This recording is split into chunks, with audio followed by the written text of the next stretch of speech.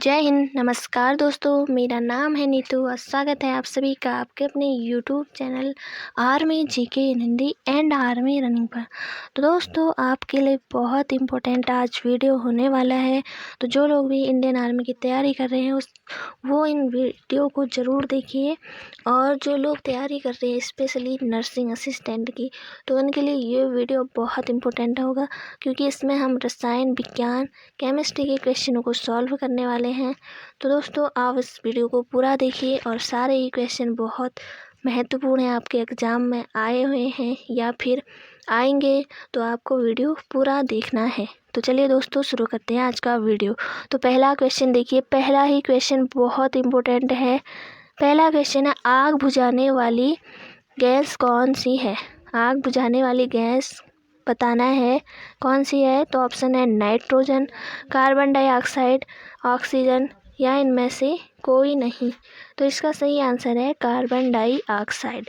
आग बुझाने वाली गैस कौन सी है? तो कार्बन डाइऑक्साइड, CO2। तो बढ़ते हैं अगले क्वेश्चन की तरफ। अगला क्वेश्चन देखिए, हंसाने वाली गैस है, हंसाने वाली गैस है। तो ऑप्शन है हीलियम, नाइट्रोजन, नाइट्रस ऑक्साइड या फिर हाइड्रोजन। तो हंसाने वाली गैस आपको पता है नाइट्रस ऑक्साइड आपका बिल्कुल सही आंसर होगा। हंसाने वाली गैस है नाइट्रस ऑक्साइड, ऑप्शन सी आपका सही आंसर है। तो ये क्वेश्चन बहुत ही इम्पोर्टेंट है। अगला क्वेश्चन देखते हैं। अगला क्वेश्चन है, सूर्य में होता है, सूर्य में होता है। तो ऑप्शन है हाइड्रोजन व हीलियम, नाइट्रोजन या ऑक्सीजन या फिर फास्फोरस। तो सूर्य में होता है, तो इसका सही आंसर है, इसका सही आंसर है हाइड्रोजन व हीलियम। तो सूर्य में होता है हाइड्रोजन व हीलियम, ऑप्शन ए आपका सही आंसर है। अगला क्वेश्चन देखिए, अगला क्वेश्चन है, मानव शरीर में प्रचुर मात्रा में कौन सा तत्व होता है? वेरी इंपॉर्टेंट क्वेश्चन है। मानव शरीर में प्रचुर मात्रा में कौन सा तत्व होता है? तो ऑप्शन दिए हैं ऑक्सीजन, कार्बन, नाइट्रोजन या फिर आयरन। तो इसका सही आंसर आप सबको पता होना चाहिए। इसका सही आंसर है ऑक्सीजन। तो मानव शरीर में प्रचुर मात्रा में कौन सा तत्व होता है? ऑक्सीजन आपका सही आंसर है। अगला क्वेश्चन देखते हैं। अगला क्वेश्चन देखते हैं क्या कहता है। अगला क्वेश्चन है, रबड़ के वल्कनीकरण के लिए उसमें मिलाया जाता है। रबड़ के वल्कनीकरण के लिए उसमें मिलाया जाता है। तो ऑप्शन है कार्बन, फास्फोरस, मीथेन या फिर सल्फर। तो रबड़ के वल्कनीकरण के लिए उसमें मिलाया जाता है, तो इसका सही आंसर है सल्फर। सल्फर आपका सही आंसर है, ऑप्शन डी। रबड़ के वल्कनीकरण के लिए उसमें मिलाया जाता है, सल्फर आपका सही आंसर है। बढ़ते हैं अगले क्वेश्चन की तरफ। अगला क्वेश्चन देखिए, नाभिकीय रिएक्टरों में ग्रेफाइट का प्रयोग किया जाता है। नाभिकीय रिएक्टरों में ग्रेफाइट का प्रयोग किया जाता है। तो ऑप्शन है स्नेहक के रूप में, विमंदक के रूप में या ईंधन के रूप में या इनमें से कोई नहीं। तो इसका सही आंसर है विमंदक के रूप में। विमंदक के रूप में आपका बिल्कुल सही आंसर है। तो विमंदक के रूप में आपका बिल्कुल सही आंसर है। बढ़ते हैं अगले क्वेश्चन की तरफ।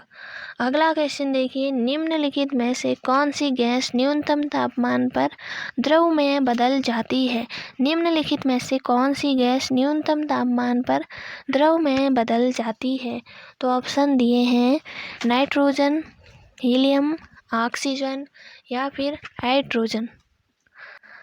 तो निम्नलिखित में से कौन सी गैस है जो न्यूनतम तापमान पर द्रव में बदल जाती है? तो ऑप्शन है हाइड्रोजन, हीलियम, ऑक्सीजन या फिर हाइड्रोजन। तो इसका सही आंसर है हाइड्रोजन। आपका सही आंसर है ऑप्शन डी। तो बढ़ते हैं नेक्स्ट क्वेश्चन की तरफ। अगला क्वेश्चन देखिए। अगला क्वेश्चन है, ऑटोमोबाइल द्वारा निष्कासित मुख्य नुकसानदेह गैस जिससे वायु प्रदूषण होता है वह कौन सी है? तो ऑटोमोबाइल द्वारा निष्कासित मुख्य नुकसानदेह गैस जिससे वायु प्रदूषण होता है? तो आपका सही आंसर है, ऑप्शन दिए हैं carbon dioxide, carbon monoxide, methane या फिर ओजोन गैस। तो इसका सही आंसर है कार्बन मोनोऑक्साइड।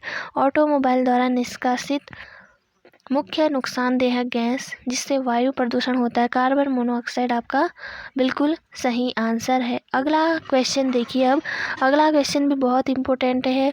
विसंक्रमण के बाद जल में उपलब्ध क्लोरीन की मात्रा को क्या कहते हैं? विसंक्रमण के बाद जल में उपलब्ध क्लोरीन की मात्रा को क्या कहते हैं? तो ऑप्शन दिए हैं आपके मुक्त उपलब्ध क्लोरीन, संयुक्त उपलब्ध क्लोरीन, मुक्त क्लोरीन या फिर अवशिष्ट क्लोरीन। तो इसका सही आंसर है अवशिष्ट क्लोरीन। विसंक्रमण के बाद जल में उपलब्ध क्लोरीन की मात्रा को कहते हैं अवशिष्ट क्लोरीन।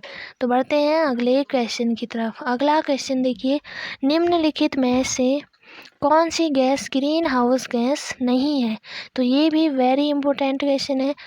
निम्नलिखित में से कौन सी ग्रीन हाउस गैस नहीं है? तो ऑप्शन दिए हैं कार्बन डाइऑक्साइड, क्लोरोफ्लोरोकार्बन, हाइड्रोजन या फिर नाइट्रिक ऑक्साइड।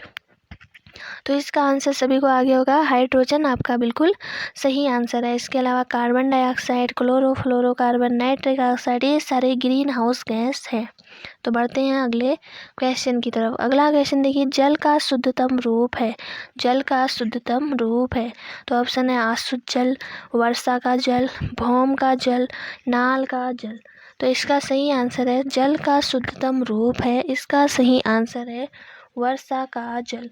ऑप्शन बी आपका यहाँ पे सही आंसर है वर्षा का जल। अगला क्वेश्चन देखते हैं। अगला क्वेश्चन है, बैटरी में निम्न में से किस एक एसिड का प्रयोग किया जाता है? तो ये क्वेश्चन आपके एग्जाम में बहुत बार पूछा गया है। ये क्वेश्चन काफ़ी इम्पोर्टेंट है। तो बैटरी में निम्न में से किस एक एसिड का प्रयोग किया जाता है? तो इसका सही आंसर है, ऑप्शन दिए हैं hydrochloric acid, sulphurous acid, sulphuric acid या फिर इनमें से कोई नहीं। तो इसका सही आंसर है ऑप्शन ए। तो बढ़ते हैं अगले क्वेश्चन की तरफ। अगला क्वेश्चन देखिए, निम्नलिखित में से प्रमुख ग्रीन हाउस गैस कौन सी है? तो ऑप्शन दिए हैं कार्बन डाइऑक्साइड, कार्बन मोनोऑक्साइड या फिर फ्रीऑन या इनमें से कोई नहीं। तो ग्रीन हाउस गैस कौन सी है पूछा है, तो कार्बन डाइऑक्साइड आपका सही आंसर है। ऑप्शन ए आपका सही आंसर है। तो बढ़ते हैं नेक्स्ट क्वेश्चन की तरफ। अगला क्वेश्चन देखिए, मौसमी गुब्बारों से कौन सी गैस भरी रहती है? मौसमी गुब्बारों में कौन सी गैस भरी रहती है? तो ऑप्शन है वायु, हीलियम, हाइड्रोजन या फिर नाइट्रोजन। तो इसका सही आंसर है हीलियम। मौसमी गुब्बारों में कौन सी गैस भरी होती है? तो हीलियम आपका सही आंसर है। बढ़ते हैं अगले क्वेश्चन की तरफ। अगला क्वेश्चन देखिए, हीरा और ग्रेफाइट होते हैं। तो ऑप्शन है समाकृतिक, आइसोबार, अपरूप या आइसोमर। तो हीरा और ग्रेफाइट होते हैं कार्बन के अपरूप।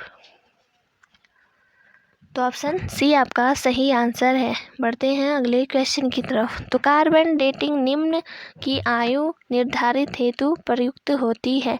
वेरी इंपॉर्टेंट क्वेश्चन है। कार्बन डेटिंग निम्न की आयु निर्धारण हेतु प्रयुक्त होती है। तो ऑप्शन है पौधे, चट्टानें, जीवाश्म या फिर ये सभी। तो इसका सही आंसर है जीवाश्म।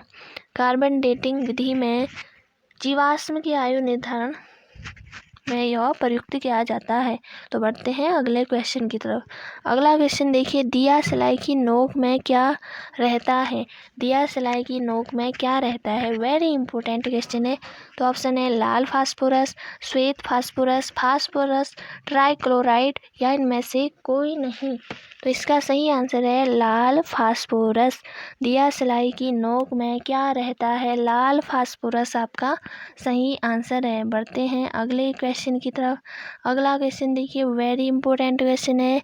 हीरे का खनिजीय बनावट क्या है? हीरे का खनिजीय बनावट क्या है? तो ऑप्शन है नाइट्रोजन, कार्बन, जस्ता या फिर ये सभी। तो हीरे की खनिजीय बनावट क्या है? तो कार्बन आपका सही आंसर है। बढ़ते हैं अगले क्वेश्चन की तरफ। एक और इम्पोर्टेंट क्वेश्चन है, हीलियम की खोज किसने की थी? हीलियम की खोज किसने की थी? तो ऑप्शन है शीले, लोकेयर, हेनरी कैवेंडिश या इनमें से कोई नहीं। तो हीलियम की खोज किसने की थी? तो शीले, लोकेयर, हेनरी कैवेंडिश या इनमें से कोई नहीं। इसका सही आंसर है लोकेयर। ऑप्शन बी आपका सही आंसर है। बढ़ते हैं अगले क्वेश्चन की तरफ। तो आज का लास्ट क्वेश्चन है, वेरी इंपॉर्टेंट क्वेश्चन है। सर्वाधिक यौगिक बनाने वाली अक्रिय गैस है। सर्वाधिक यौगिक बनाने वाली अक्रिय गैस कौन सी है? तो ऑप्शन है जीनॉन, आर्गन, हीलियम या ऑक्सीजन।